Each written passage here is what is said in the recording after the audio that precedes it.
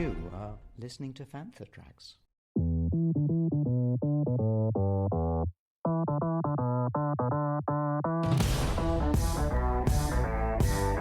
You're listening to Fantha Tracks.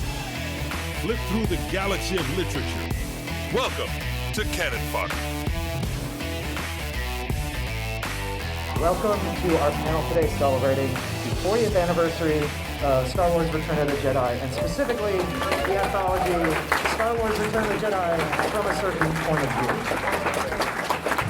view. This is the third entry in our anthology series chronicling the 40th anniversaries of the original Star Wars trilogy. I am Tom Hoeler, senior editor at Random House Worlds, and a member of the Star Wars Books team. A friend of mine once described panels like this as a tasting menu or a beverage flight of a certain point of view stories. 6 of the 40 wonderful authors are with us today, and we have so much to talk about: creatures, villains, heroes, mercenaries, and some folks just trying to make their way through the galaxy. Before we do that, minor bit of housekeeping. Right after this panel, we have a signing with all 6 of these wonderful authors. It is going to be going out, turn to your right, and head down to the A area, the autograph area, tables 1 and 2. Everybody got that? We'll also be sort of Pied Pipering our way down there, so follow your friend. All right, so with that, let's meet our panelists and dive in. So I'm going to start everybody off with like an easy little icebreaker, and I'm going to start here, and we'll go down. As I introduce you, I would just like you to say briefly, what does Return of the Jedi as a film, as a story, sort of mean to you? What's the first thing you think of? What does it mean to you?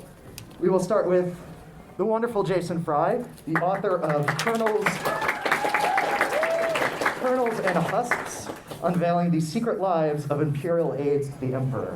So Jason, what does Return of the Jedi mean to you? Well, I have a terrible confession. I saw Return of the Jedi when I was 14 years old, which is absolutely the wrong time if you're an OG fan, and I didn't like it. So we had bookmarks. I was 14 and I had to be cool. But since then I've grown much wiser and realized that, I mean, yeah, there's some things in Jedi that maybe don't quite work. Like some very good actors don't seem to particularly want to be there. But on the other hand, it gets like all the big themes of the saga not only right, but it's the template for everything else going forward. And the more Star Wars stories I look at, the more I appreciate how important that was and how much it's meant to all of us. Next up is Adam Lance Garcia, the author of The Veteran, which sees Dexter Jetster, the former diner owner, taking stock of the galaxy during a moment of its greatest change. Now, Adam, I'm actually going to change the question ever so slightly. Oh dear. Because you told me a secret that I'm going to share with everybody, which is we did one of these tasting menu panels back in 2017 for the very first From a Certain Point of View. And Adam, where were you during that panel? I was sitting in the audience. Okay, so now you can answer it. Yeah, it's very surreal right now. So Return of the Jedi was the very first Star Wars I saw. I grew up, I'm literally 4 years old, with it on VHS, hot copied off, I think, of HBO. I do not remember the first time I saw it. I do not remember how many times I saw it, but it was my first Star Wars film. And I've been a Star Wars fan as long as I can remember. I grew up with it. I read The Glove of Darth Vader. I loved Star Wars novels. It was everything for me. And I always thought of Return of the Jedi as an important movie because I'm the same age as the movie. Clearly, there must be something important about this. And here I am. It is the core memory of Star Wars for me. So, yeah. Nice. So much applause. This is so wonderful. Next up, the wonderful Arsenault Rivera, author of Kickback, about a mercenary working for Jabba the Hutt who finds himself face-to-face, or perhaps face-to-boot, with a certain Jedi. Kay, can you tell us what your impression or your core memory of Return of the Jedi is? My core impression of Return of the Jedi is that very few lines in Star Wars go as hard as I am a Jedi like my father before me. And whenever I think of Return of the Jedi, I keep coming back to that because it's so thoroughly seeded throughout the entire story. It's something that you can really keep coming back to throughout it. And for me, a lot of the themes of Star Wars revolving around redemption, what the Force is, what the nature of the Force can be, are really tied up in that scene toward the end. And for me, whenever I think of Return, I think of that. I think of the decision to have Luke wearing all black and looking super serious and almost villainous in parts of it. Certainly villainous to poor Scion in my story. But at the tail end, when you see that little bit of white on the inside, the relief that you feel, and you don't even know why sometimes, there's just these, environmental storytelling decisions that guide you toward feeling a certain way. For me, that's what Return of the Jedi is. Everything is so terrible at, the end of Empire, but eventually we'll get there, and everything's going to be all right.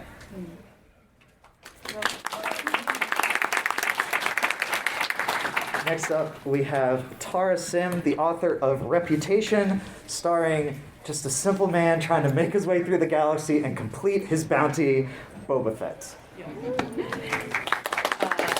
Thank you. So I'm definitely not as old as Return of the Jedi, but I was pretty young when I watched it for the first time, and I have no memory of it. So a few years later, I was in high school, and I was babysitting some children, and they wanted to watch the Star Wars trilogy. And so I just remember sitting there and watching it and just completely neglecting my babysitting duties. And they were like, "We are hungry." And I'm like, yeah, shut up. Helen's about to say something. But so a lot of my memories are kind of parceled together through that. But then as I grew up and rewatched the movies over and over and over, I come away with a different impression each time. And I think that's just, the nature of getting older. And, the original trilogy is a classic hero's journey, and which I'm still a sucker for, as a fantasy author. And so seeing that final confrontation with Palpatine and Vader and Luke at the end of the movie is just the number one thing I think about when I hear Return of the Jedi, because it's such an amazing moment, and it's a little bit of the redemption and what you were saying with Luke kind of presenting one thing, but you know deep down he is the hero of the story and he's going to prove it. And Anakin was once a hero, and he's going to prove it too. And it just gets me every time.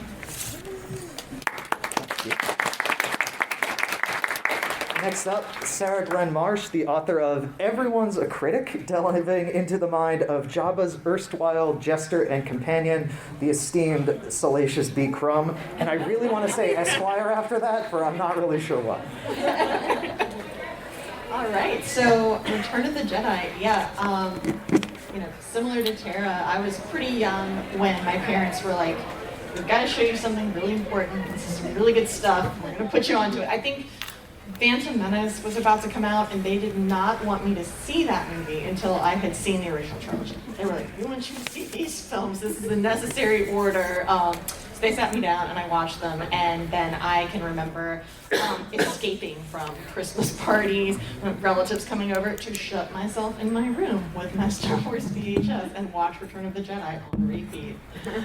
And when people would try to talk to me, I would just turn the volume up. I was just completely transported.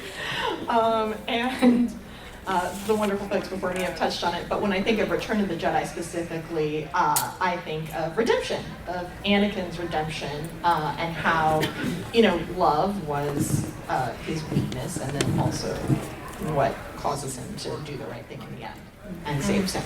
It's his salvation as well.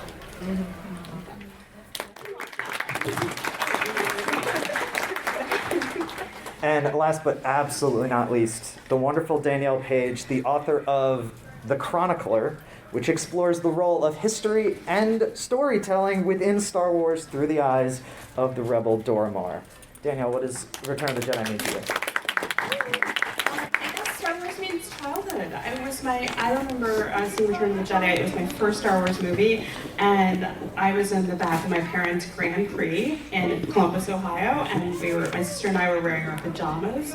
We watched in a drive-in. And and it's one of the most important experiences as a child. It taught me what a hero is, what a villain is, and I was in pajamas. It was amazing. So I do think what everyone else touched upon, I mean, it really is the redemption and heroes and villains, and being that young, you don't know what those things are yet, but you just know this is about a story, and you want to watch it again.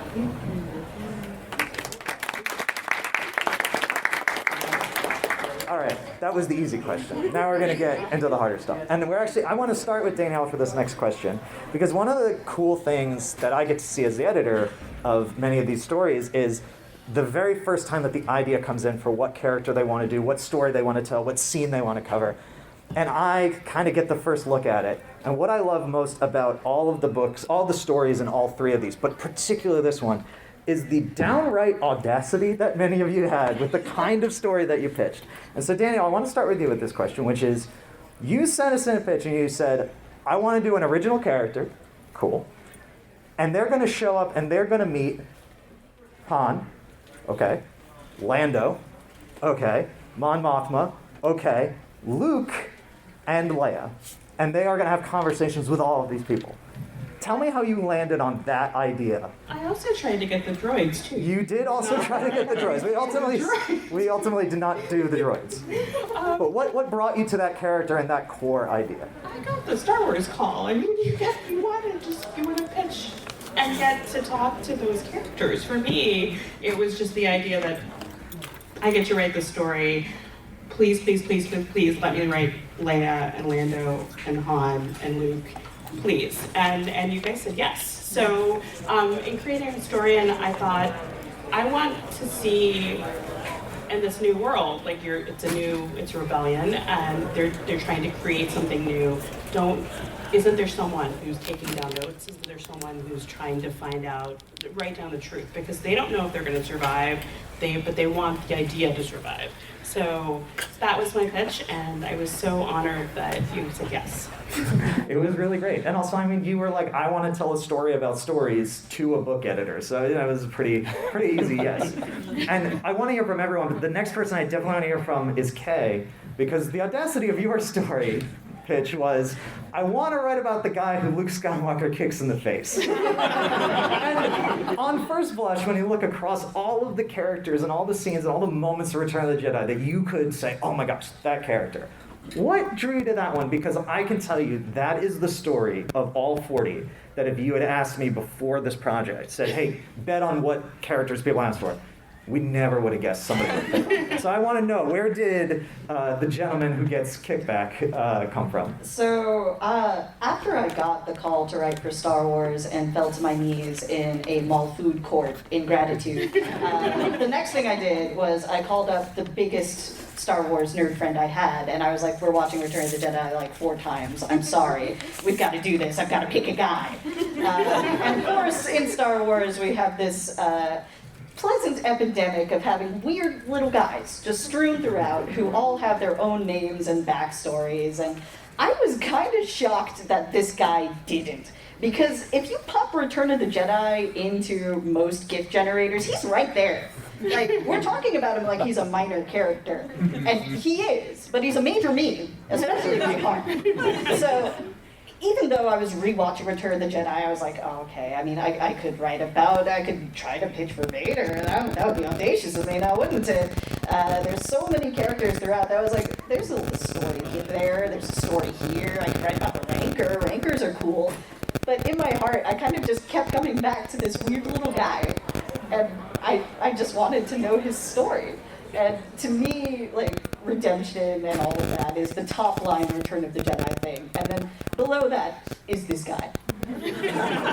So I knew he was mine. And I don't know why I was joking around like I was ever going to write about anyone else.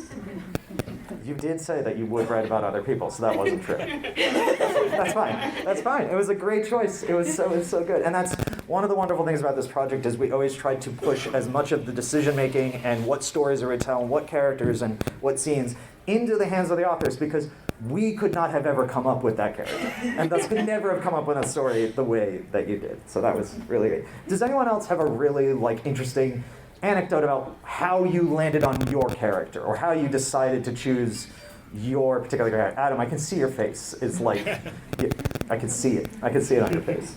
So how I picked Dexter Jester. This is a little circuitous of the story, but a friend of mine on Twitter, Patrick Willems, he'll never let me live this down for the rest of my life, tweeted something along the lines of, Dexter Jester's Star Wars story when? And I was going to make some sort of like silly comment after it, and my brain went, wait, what happened to Dexter Jester after Attack of the Clones? And there was this whole line of thinking from the moment he held the Camino Saber Dart straight through to like, well, what is he doing in the original trilogy? What's happening? I need to know. I want to know. And mind you, this is 2020. I wasn't even thinking that this would happen, but it was an idea that sort of gestated in my mind forever. And just what the weight of that little conversation, the 2-minute scene would mean for this character moving forward. So when I got the email, which is, do you want to write a Star Wars? And I was already kneeling down, so I didn't have to worry about falling. It was good for me. I was cleaning out under this, great for my knees, I was cleaning out under the sink, and I was like, oh my God.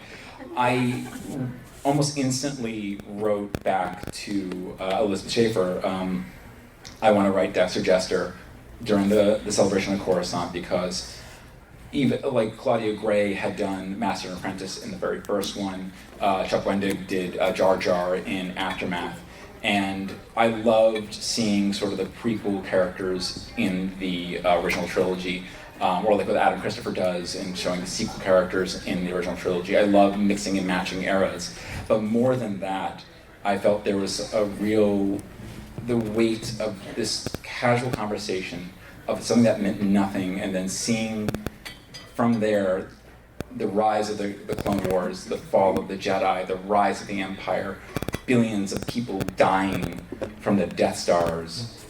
It just, from that one moment, I was like, what does it mean to be on the other side of that? And what does it mean to celebrate and see the victory that you waited for and the person that you want to be there with you celebrating not being there? And shout out to Kristen White and Mike Chen, whose novels Padawan and Brotherhood, respectively, who gave me that emotional through line. So that's why I picked Dexter Jester. Good. That's great. That's great. I want to ask a couple of very specific questions about your stories, because having read them a lot, and then having gone back to read them again a lot, I was really struck by a number of things. So, Tara, I'm going to start with you this time. So, in Reputation, where we have Boba Fett, a character that we all know and love, quite a bit, and have seen in all sorts of stories set before this, set after this. I was struck in your story by how contemplative we find Boba Fett at this very specific moment. It almost reads like he is, if not he can see the crossroads up ahead that he is approaching. And he is so contemplative as he's watching sort of his bounty of delivering Han to Jabba be sort of really fully fulfilled. And I'm really interested to hear more about exploring the mindset for this otherwise simple man trying to make through the galaxy. How did you find that sort of contemplative side to Boba Fett? So I love fan fiction. I'll just throw that out there right now. And so thank you. So when you see a character who's like always in a mask or like always in a helmet or something like that, you're like, what is he thinking? What are the expressions that he's making right now? Like, what?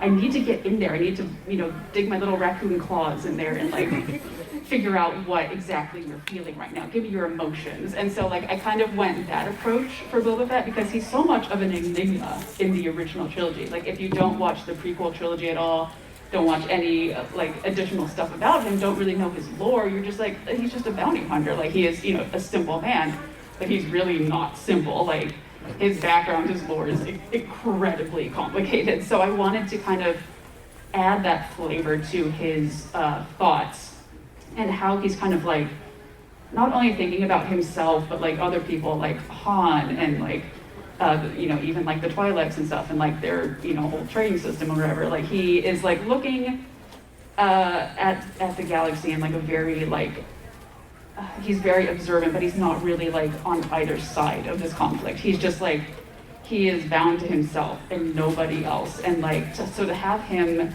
be in this unique position of watching both sides and like seeing the pros and cons of both sides was like really fascinating to me in particular. And what you said about like the crossroads, like I was thinking in terms of trilogies and like things coming to their natural conclusion and like arcs being ended so that another arc can begin. And so like we see kind of what happens to Boba after the fact. So I kind of had that in my mind as well of being like, who was like the person that he really wants to become? Like he's already a badass.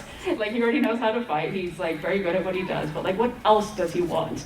Does he want to just like be in the employ of Jabba forever, or does he want Jabba's position? Makes you think. So like kind of approaching him from that angle was really fun.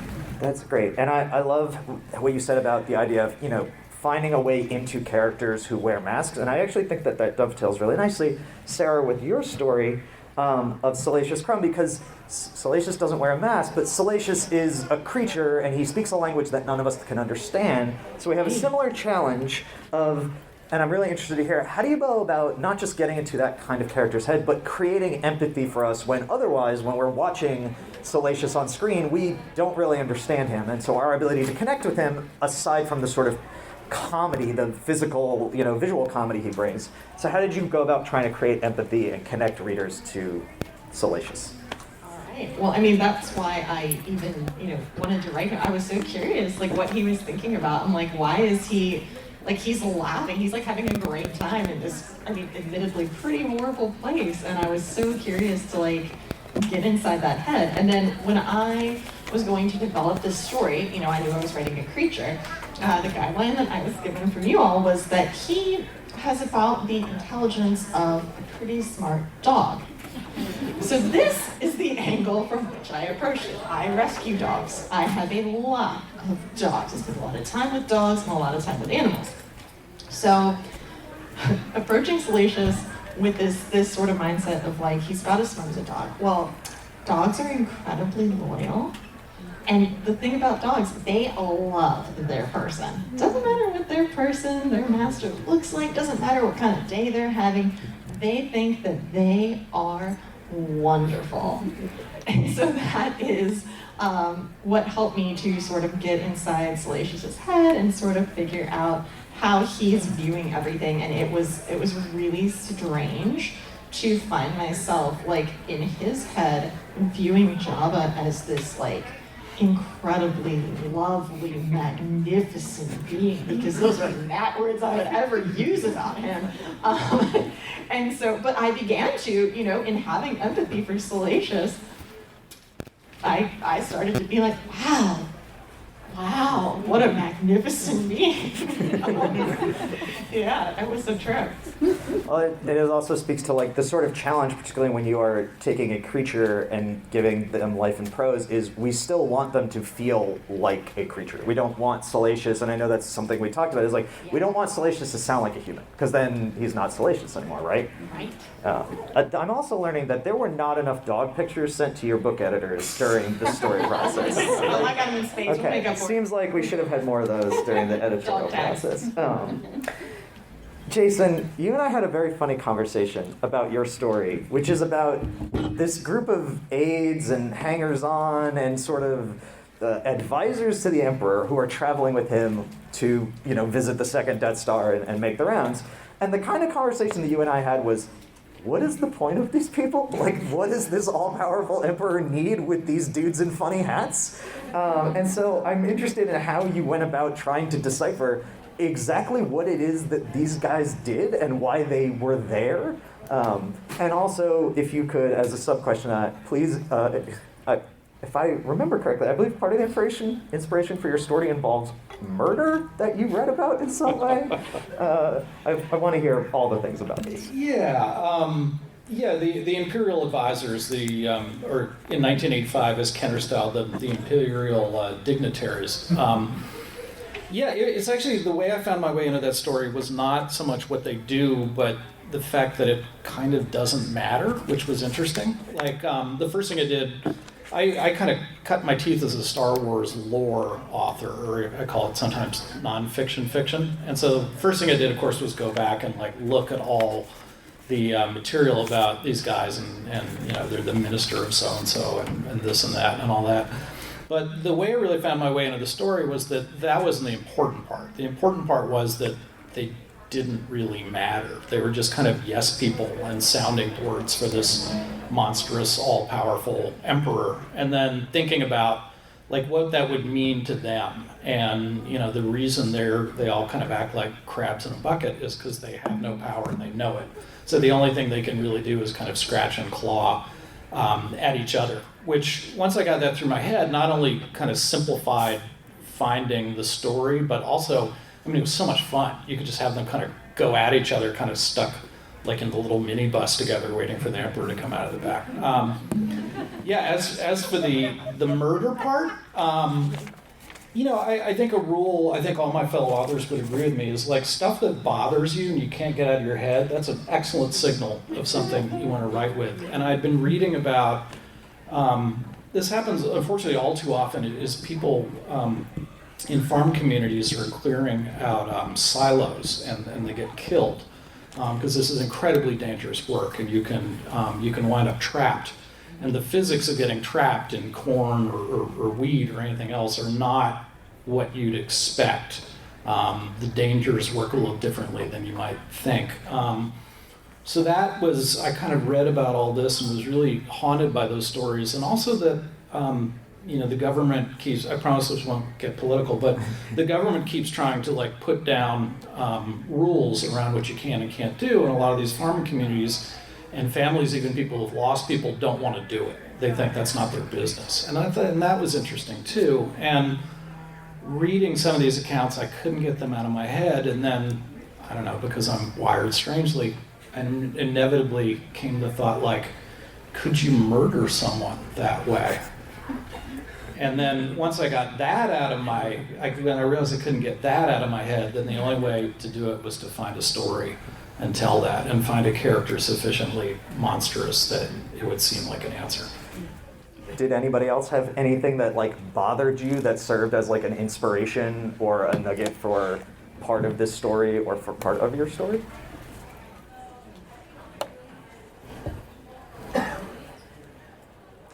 Okay, Jason, you're the one who's just got things about murder going on, I guess. But I'm glad that we put it to good use. I'm glad that we put it to good use.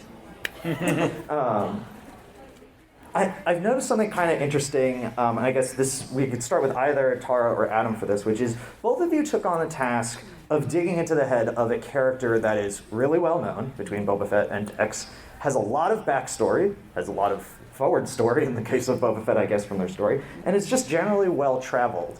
And I'd love to hear about the challenge of obviously acknowledging, honoring, and connecting to all of that story while also making room to tell a story and not like a Mad Lib. And so what was that challenge like? Was there anything that was particularly difficult or anything that you used to sort of adjudicate it? Because both of your stories are fully connected to what comes before both your characters, but they also stand alone that if people don't know the secret history of Boba Fett, or the secret life of Dexter Jester, that it won't really, it won't trip them up. So I'm curious to hear how you. I really want a book now that's just the secret history of Boba Fett.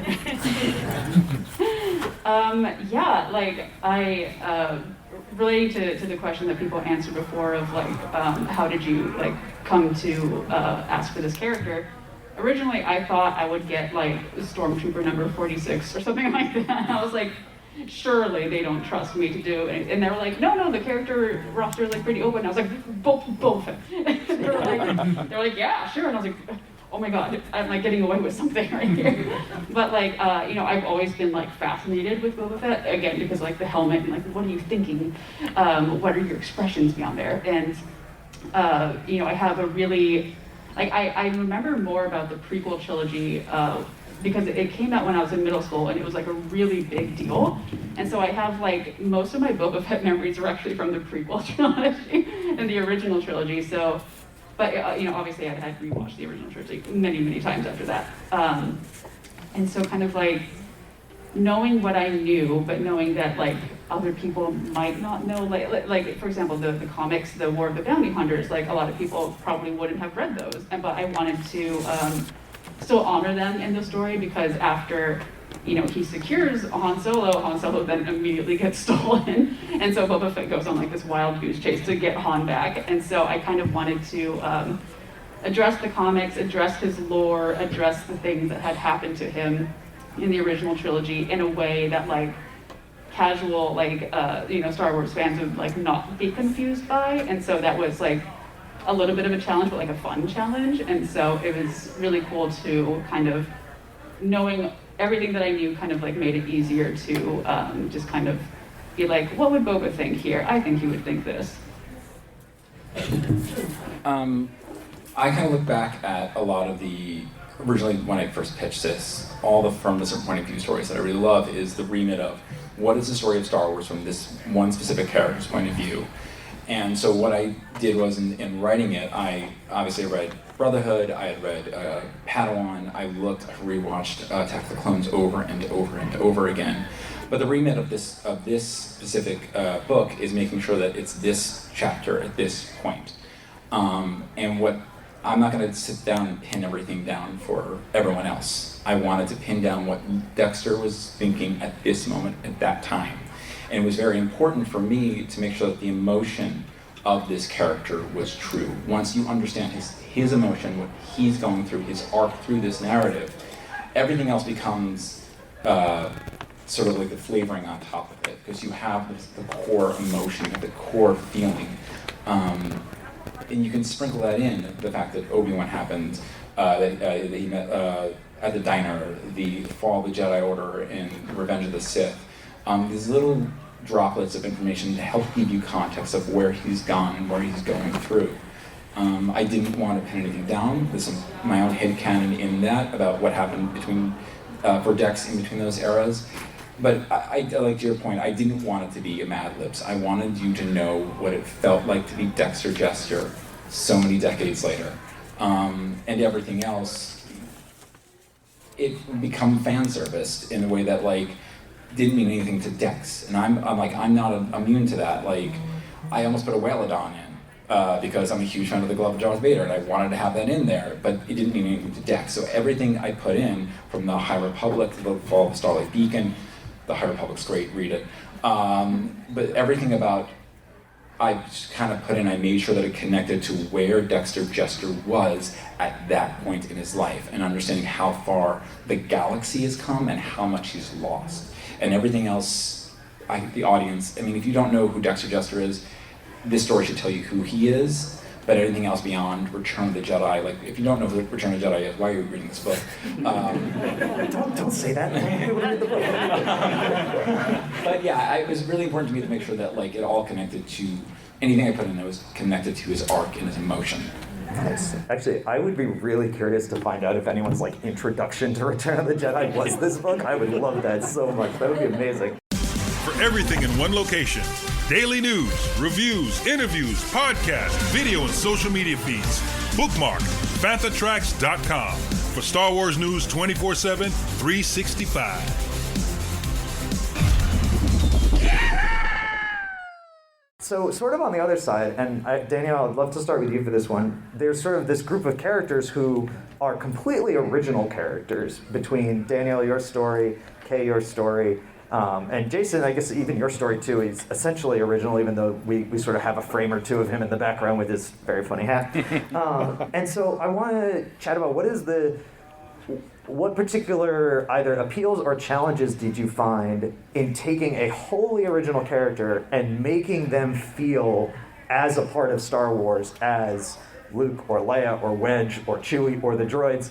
And I kind of wanted to start with you, Danielle, because again, you took on the gargantuan task of like, not only am I going to write an original character, but I'm putting my original character in the room next to Luke Skywalker, which is like the #1 litmus test you can give a character for like, do they feel like a Star Wars character? Because they're standing next to the Star Wars characters. Well, I have to say that you and Gabby, my editors, helped me a lot with that, because I think my first draft, it was Danielle in the room with Han Solo, and she was just asking the questions she had for him. Like, I really do think that I brought a lot of myself as a writer, the role of being a writer, into Dora Maar. But then I had to take a step back and not make her a fangirl. I think my original title was Interview with Princess Leia. I think that was the first draft. Like that, yeah. And I think that she came off as a character who had just been watching Princess Leia her whole life on screens, and and was more of a fan than a historian. So she had, and I do believe that Dora still is a fan of Princess Leia in the sense that she is a fan of what Princess Leia has done with her life. But I think that I had to separate the movie watcher Danielle from the character and make her belong to the world, which I think took some doing. And I think we went back and forth with her backstory to make sure that she became part of the fabric instead of a fly on the wall, which is what I think I wrote originally. So it was a bit of a push and pull for me as a writer to stop being a fan and just be a writer in that room. It was really, really good and really hard. And one thing, because, and Jason, you definitely can speak to this having done this, but it's like, particularly at this point in his life, writing Luke Skywalker might be the hardest character to write in Star Wars at this time. And one of the things that Danielle landed on, which is so perfect, is that Danielle realized that if a character is interviewing like Luke Skywalker at this point in his life, the way to get Luke to sound like Luke is that when Luke gets asked a question, Luke doesn't really answer the question so much as he sort of asks the question back to the asker and or remarks on something that the person interviewing has said. The fact that you turned Luke into a mirror is at this moment in time like just a perfect understanding of the character. So I appreciate that so much. That was really, really awesome. But he's really difficult to write at this point in his life, isn't he, Jason? Yeah, Luke is... I read a book called Weapon of the Jedi, and I had to take myself to like Luke boot camp because I realized I was always a Han kid growing up, and I thought Luke should have been a space pirate because you would get to take orders from people, and Han had more fun. So my first parting point was Luke boot camp and going back and figuring out. But he's a very tricky character to figure out. But yeah, I wish I thought of the mirror idea. It's brilliant. And thank you. Yeah, it's a cool thing. It's a cool thing. To get back to sort of that idea of an original character and getting to fit in, Kay, one of the things I found so interesting about your character is that not only are they original character who's essentially a mercenary or sort of worker for Jabba, but this guy is the most ordinary person. He really is the simple man trying to make his way through the galaxy. He just wants to get his kids' Life Day gifts and make sure his husband and the family are happy, and yet he's working for Jabba the Hutt. So how did you find that particular sort of angle for the character? And again, how did you make them feel a part of the fabric of that scene leading up to his high kick? So I worked retail for just about 8 years, and my partners worked food service, and now they are working in bureaucracy and all of that. And you find a lot of very regular people who are working jobs that they resent. And they resent in a big way, too. Like these little everyday struggles of coming in, and your manager didn't approve the day off that you requested several months ago, and you have to somehow make do with that, and you have to rearrange your whole life around it. And you could just leave and get another job, but could you really afford to take that time off? Could you really afford to try and reinvent yourself into something else? That's sort of the lens through which that I approached Scion here. He's really just a normal guy who has a particular set of skills that makes him a decent enough bodyguard sort of fella, just hanging around, beating up toughs. Not really anything specific. He doesn't have a very super specific skill set outside of boosting speeders and maybe racing a little bit. How does a guy like that find his way into the galaxy, especially amid this war that's going on? What kind of job is he going to get? Does he risk his life and try to join one of the military forces going on? Does he join the rebellion? All of those seem very dangerous, and a job like working for Jabba might seem far less dangerous in comparison. And all of those guys that we see working for Jabba are all just like this dude. They all have their own stories, and not all of them are bad people. And I think that one of the things that Star Wars is really, really good at is taking these ordinary folks like Dexter and giving them these little spotlight points where they're actually a very crucial person at this moment in time. Scion's not a crucial person, but he is a person that has a family, and he is a person who has things that he cares about. And when we're talking about this big interstellar struggle, when we're talking about the Skywalker family saga, it's important that we keep in mind that sometimes it does come at the cost of regular people. So one of the things that I wanted to explore with the story as well is how terrifying a Jedi can be if you're just a regular guy and you just heard that all of this like lightsaber stuff is a myth, they all like betrayed, you don't know what's going on here. All you know is that guy has a laser sword, you've got a blaster, and the most that you've ever had to do is kick out some guy who has had like way too much Corellian whiskey. That's what you're used to dealing with. And now you have to confront Luke Skywalker. And that, I wanted to get across the gap between the two, how monumental Luke is, what it represents to have somebody like that. That's why I wanted to have a veteran who had fought against a Jedi before being like, no, you don't understand, we're all dead now. And just what it would be like for a regular guy to try and fight Luke. You really actually made that scene kind of terrifying. You created this sense of this inevitability of like all of them just having to run towards the guy with the laser sword, and the option of turning around to go the other way like does not exist. It's just like really affecting when you get to that moment. He's going to leave in a body bag either way, because either Luke is going to kill him, or if he doesn't go ahead and charge, Jabba's going to kill him. He doesn't have a winning option there. Yeah. It's really affecting, particularly in the most heroic scene at the beginning of the film when we're all cheering for Luke to kick that guy and watch him tumble away. I couldn't get over rewatching that whole scene of that guy getting kicked again and again. It's great. This question is for everyone, and actually I'm keen to hear from everyone on it. And I want to start with Sarah for this one, which is there an aspect of your story that you are most proud of, most excited by, your favorite moment, something you were so surprised, either that you were like, oh my God, I can't believe I got to do that, or you were just surprised by in writing, you're like, I didn't realize I was going to make Salacious do X or say X, anything like that. And I'd love to hear from everyone on that, because I think that's one of the cool parts about these stories is the unexpected and also just the super cool stuff we get to put in Star Wars stories. Also, don't worry about spoilers. The book's been out. The movie's been out. Don't say, I can't tell you it's a spoiler. I want to hear the spoilers. Okay, so I think for me, it goes back to what I was talking about with getting in Salacious's head and making him this very loyal and obedient pet who's really dependent on the whims of, how your dog's in the same mood you are. Your dog's looking to you in different situations, and so Salacious was overall pretty happy-go-lucky until Jabba's death scene. So what surprised me when writing was that when I was writing Jabba's death and I was writing Salacious at that moment where he's figuring out that Jabba's not got any life left in him, I got emotional and I got teary-eyed and I was really sad. That was very surprising. Yeah.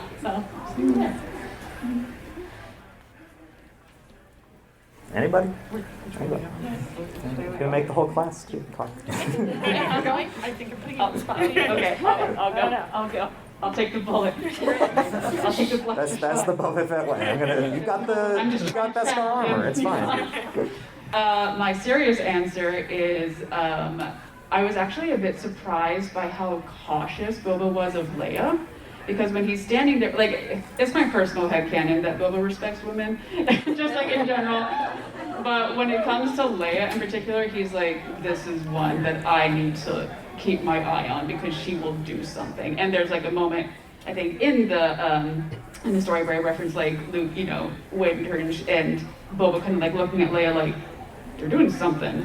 I don't know what it is, but they're doing something. So it kind of surprised me, but in the way that I wasn't actually surprised, but I was like, oh, that's pleasant. I enjoy this. My unserious answer was I was very excited to have him use his jetpack. I was like, if I can't have him do an epic fight scene, I at least want him to hit his jetpack on, and I got that. I mean, what's the point of having a jetpack if you're not going to use the jetpack? Yeah, exactly. I believe you wrote for that particular moment, you actually wrote that he does, not only does he sort of clock the interaction, but his hand moves towards his blaster as he's looking at Leia, as if he wonders if he needs to basically, keep an eye, keep a closer eye. Literally, there's I think it's maybe the first line of the story is he doesn't need his rifle, so he's put it in his holster, but then literally, it's only when he looks at Leia that he's like, maybe I do need it after all. I think for me, me, it's just the idea that your character, however small, has an effect on the Star Wars universe. I mean, this is the fangirl in me, but just having a moment with my character where she's talking to Mon Mothra and she has an effect on her, like something that she's thinking about is influencing her, and even a tiny way. It just felt very. It's like the moment where you feel like, oh wait, I'm part of this canon, and that just felt very, very special. The most surprising thing for me was Dexter Jester thought of the boy he met on Lenara and all that the boy would never see. He thought of the warrior the boy had become, and the war had been lost. That opening line came fully formed to me on the PATH train while I was reading it, the story, Padawan. And it was the first time I've ever written something as quickly as this. I've been waiting 40 years for this. But just the emotion, the heartbreak, and that two-line opening sentence just came completely and utterly fully formed for me, and I understood who Dexter Jester was at this moment. It was shocking, and it was, I still have the notes app. I think it was, I haven't updated it since I wrote it, but I was writing it really one-handed while we're moving on the train. I'm trying to get it in there because it was just this idea is there. The unserious answer is, I get to tell the 12-year-old self of me that I got to do this, and that is never gonna stop being cool. That is a very serious answer. There's nothing unserious about that. There's nothing unserious about that.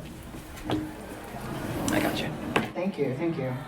So for me, the most surprising thing about this story, which kind of, I guess, happened out of necessity for the characters involved, was that I really got to write a story about masculine intimacy and friendship, which isn't something that I usually get to do.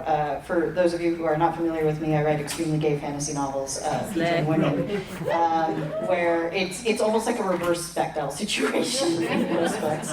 So writing so many fellas all together, hanging out, but also really delving into the way that they lean on each other and how they demonstrate this affection for each other, where Scion is charging ahead because of something that somebody else did for him once. And this is how he demonstrates that loyalty and affection. It was something that I didn't realize until I was writing it was so core to the story. And it's something that I think we do need to see more of in media, just dudes being soft for each other a little bit. And I was happy to get an opportunity to delve into it there. One thing I love as an author is you go on these weird journeys and you take these little kind of crash courses and educate yourself about things you never thought you'd have anything to do with. Writing about this kind of dead-looking guy in a bishop's hat, you would not think that I would have had to do a crash course on how do you break up encrusted corn in a silo? What tools do you use? What does that work? As well as hats. These guys spend a lot of time with these giant hats in their laps, and I'm like, well, they're going to interact with the hat. They got nothing else to do on the little space bus. And I realized I knew nothing about hats. What do you call if you've got a big kind of beaver pelt hat? What do you call this part and that part? So, there I am researching, how to break up corn in a silo and the nomenclature of hats, and just those wonderful, unexpected little adventures you go on as a writer, just to fill in little parts of a scene and hopefully make it land and feel real. That's always fun to me in everything. And it's fun to get to do that 40 times, because when you all sit in stories that are about hats and about breaking up corn and all this stuff, and we have to I have to go dig into is that really how corn works? 40 times. Jason, I want to ask you a question, because you have a very unique, geez, my English teachers from high school and college are screaming at me from somewhere. You have a unique perspective on the From a Certain Point of View series, because you are one of 3 authors who have written a story in all 3 entries. And very weird and very awesome stories, which is exactly what we wanted this anthology to always be. And so I'm interested to hear from everyone what your sort of impression of the series, what you think the legacy of the series at this point is. But I want to start with you, because you have this unique viewpoint of having written fake Wedge, real Wedge, and grains and hats. Yeah, one lesson I've learned along the way, and then one thing that I hope is is something that I knew from the beginning. The lesson, I guess, is when I wrote the story about Fake Wedge, which is based on the idea that the guy Luke is sitting with in the briefing room who's Wedge is not Wedge. He's not the same guy that we know as Wedge, and how did that happen? And I thought that would be a fun starting point for a story.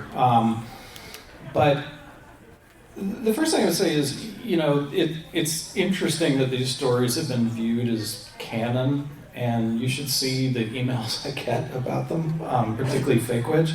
But, I think delving deep into that, much as we all love to do it, is like more load than they were meant to bear. And so my counsel would be, just enjoy them and don't think too hard about does that fit in exactly. I mean, that's called from a certain point of view for a reason, and it's not just the minor characters, but also hey, here's a fun idea you can run with and be entertained by. So that's one thing I think I've learned in doing it. But the other thing is, and we've touched on it here, is I think one of the secret weapons of Star Wars is it's a lived-in universe. The ships are not pristine. The speeders have dents, and everything sort of arrives with a story kind of built into it, and that's true of the characters. Who's the diner owner? Who's the eighth guy on the skiff? Who's the guy in the mask who you don't know what his face is? Where did the crazy monkey lizard come from? There's got to be someone all these characters talk to in describing. Those are everywhere you look around the corner in Star Wars. There's a story and a protagonist of their own story that's waiting to be heard. And I think, for me, that's so much fun, both as a writer, but also as a reader. And, I hope whenever you finish one of these stories, you want to go pop Return of the Jedi into, I guess we don't have VCRs anymore, you want to go find it in your list and enjoy it all over again.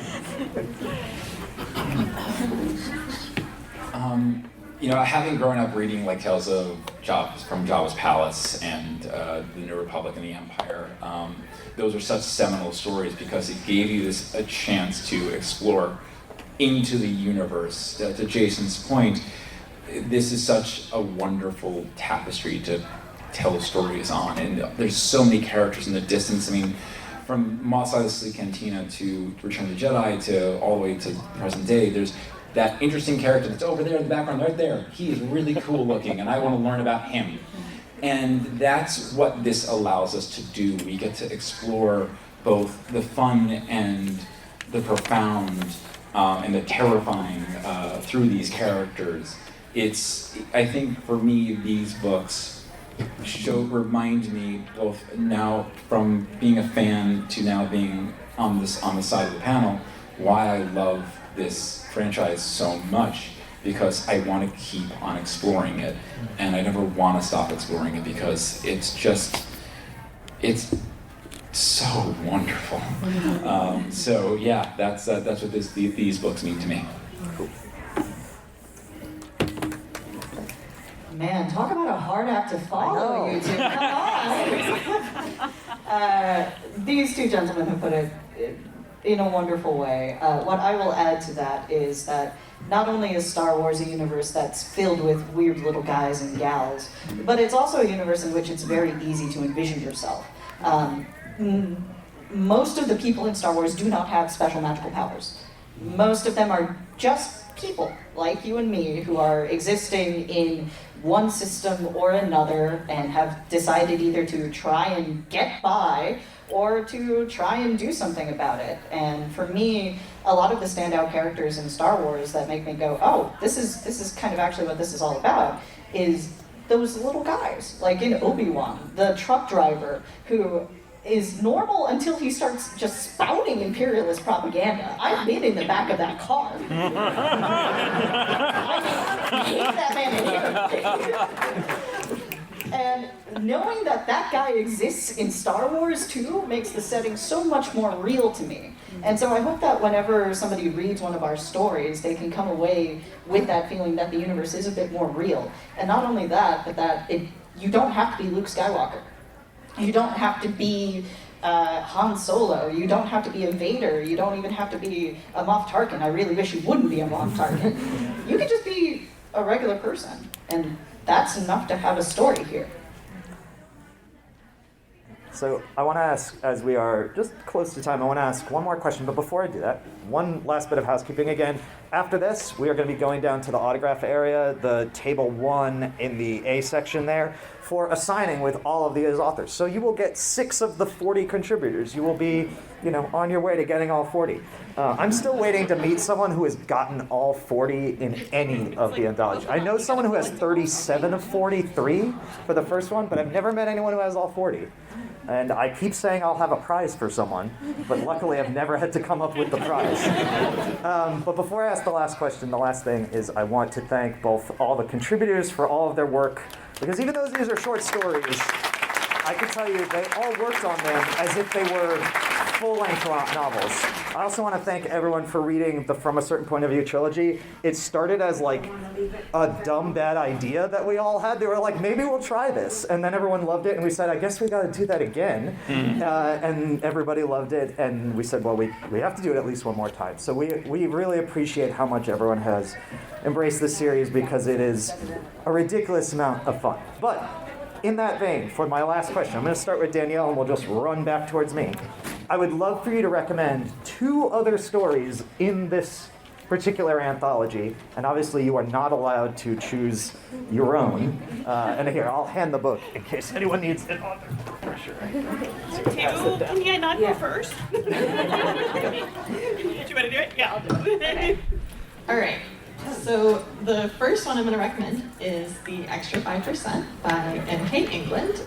I had the joy of mentoring them through their debut novel, which is also fantastic. And I think that The Extra 5% has their signature blend of things that, I don't know, I want to use the word sarcasm, wit. I think their writing is wonderful and super engaging, which is why I mentored them in the first place. So, like, shameless personal plug, but read N.K. England's story. Then the other one that stands out to me off the top of my head would be Fran Wilde's No Contingency, because, I don't know, I just really enjoyed getting to spend some more time with Mon Mothma, who's such a critical character. So, those would be mine. Go to me last. I'm so sorry that I don't remember the titles of these, but the first one is the Palpatine story by Olivia Blake.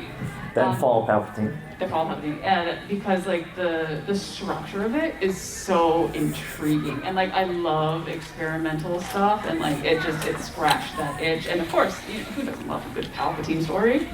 And then the other one is Max Gladstone's, because again, who doesn't love anything like Max Gladstone? The man who captured Luke Skywalker. The man who these are very like literal titles, and like I can't believe I forgot what they were. But like just like the way that he like wrote that interaction between him and Luke is just so good, and like the way that it flows is just perfect. So highly recommend those 2. Olivia's story showed up, and I looked at it and I was like, I'm not a smart enough editor to look at this story. That was my first thought. I'm not smart enough for this. So my 2 recommendations are going to be Trooper Trouble by Laura Cole, which I thought was incredible and really touches on those themes that were speaking to me of the common man in Star Wars. This stormtrooper who literally he just stands around. That's his whole job. His job is stand. And I just thought it was so incisive and witty and funny, and I really loved it. On the other end of that, I would also recommend The Burden of Leadership by Danny Lore. Firstly, I'm always rooting for everybody black, and Lando is such an important character, and it's such a cool story that really delves into what makes Lando so great as a leader, what his particular brand of charisma can bring out in people, and also one of those struggles where it's like he's trying to motivate somebody to do something that very well might kill them. And seeing how he manages that is really, really cool, I think. I'm going to recommend Wolf Trap by Alyssa Wong, which makes the Ewoks terrifying. Just little murder bears. It's a great horror story, but my God. And the other one I'd recommend is Satisfaction by my dear friend Kristen Baber. She is one of my favorite humans in the entire world, and I am so happy that I got to share this experience with her. So her Snice Noodle Stories is just lovely. And it has a little shout out to her cat, Hector Smitchett, and that's the best. I'm going to tell this story about Alyssa's Wolf Trap till the end of time. Alyssa originally sent me the idea for the story and was like, this is going to be a comedy. It is not a comedy.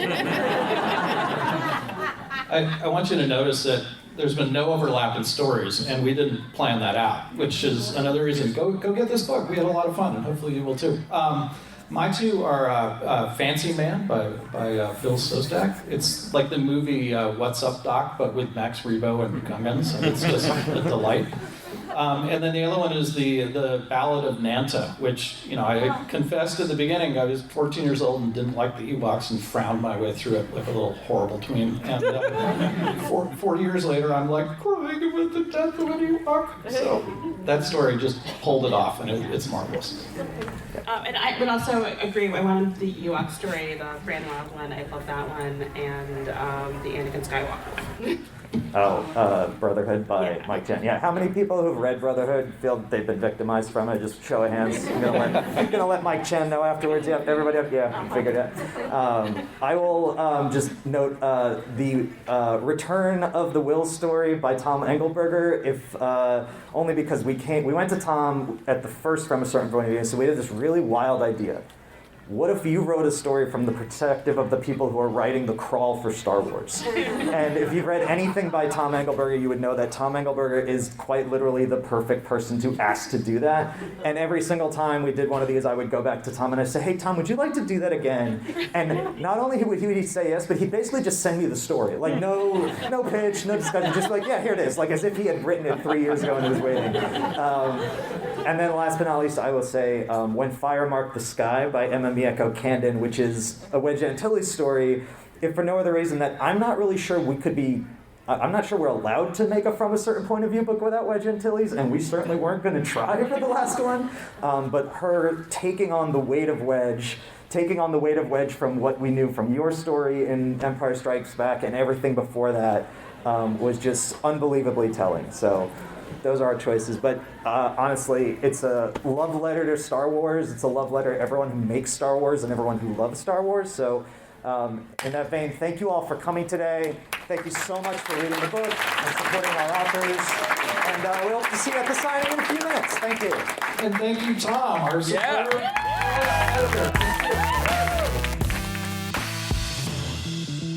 Thank you for joining us for this special edition of Canon Fodder. For more Star Wars podcast content, be sure to subscribe to Fantha Tracks Radio on your podcatcher of choice.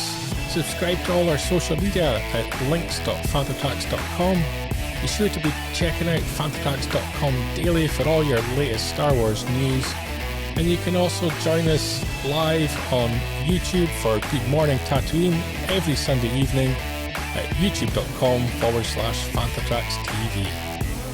Coming up next on Fantha Tracks Radio, it's another episode of Canon Fodder.